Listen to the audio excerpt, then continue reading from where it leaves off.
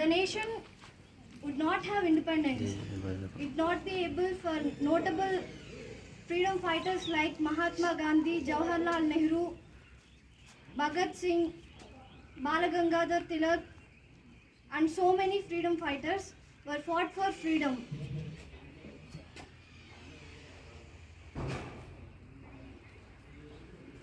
This day is very special for our India. Let us come to cherish this occasion and work towards brighter tomorrow. Thank you. 78వ స్వాతంత్ర దినోత్సవ శుభాకాంక్షలు అందరికీ. Principal madam, ఇక్కడికి చేసిన lecturer అందరికీ good morning. ఈ రోజున మనం 78వ స్వతంత్ర దినోత్సవం జరుపుకుంటున్నాం. అలాగే ప్రతి సంవత్సరం 2 సార్ల జెండా ఎగరేసే కార్యక్రమం అనేది మనం జరుపుకుంటాం. జనవరి 26 రిపబ్లిక్ డే, ఆగస్టు 15 స్వతంత్ర దినోత్సవం.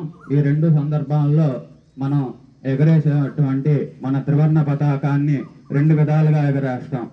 ముందుగా ఆగస్టు 15 స్వతంత్ర దినోత్సవం వచ్చిన రోజు జెండాని ఆ యొక్క జెండా పోల్కి మధ్య భాగాన ఉంచి దానిని చివరి వరకు లాగి ఆ జెండాని ఎగరేస్తాం.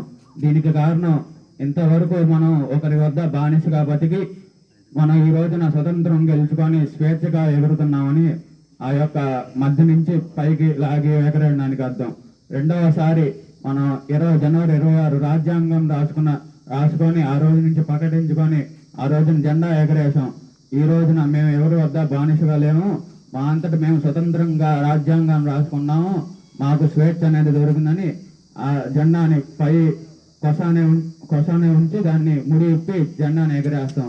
ఇలా 2 సందర్భాల్లో జాతి కుల మత భేదాలు లేకుండా అన్ని గవర్నమెంట్ ఆఫీసర్లు, ప్రైవేట్ ఆఫీసులలో విద్యార్థులు, పోలీసులు, టీచర్లు, లెక్చరర్లు ఇలా ప్రతి ఒక్కరూ ఈ రోజున ఈ సెలబ్రేషన్ అనేది జరుపుకుంటాం.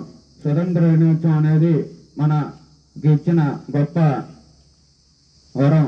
అందరూ తన ప్రాణాలు సైతం ఆ రోజున ఇచ్చిన వల్ల ఈరోజు మనం స్వేచ్ఛగా బతుకుతున్నాం. కానీ ఈనాటికి మన దేశ సరిహద్దుల వద్ద మన కోసం కాపలా కాసే సోల్జర్స్ ఈ రోజుకి మన కోసం నిరంతరం కష్టపడుతూనే ఉన్నారు. వారందరికీ మనం ఈరోజు కృతజ్ఞతలు తెలియజేసుకోవాల్సిందిగా కోరుతున్నాం. జై హింద్.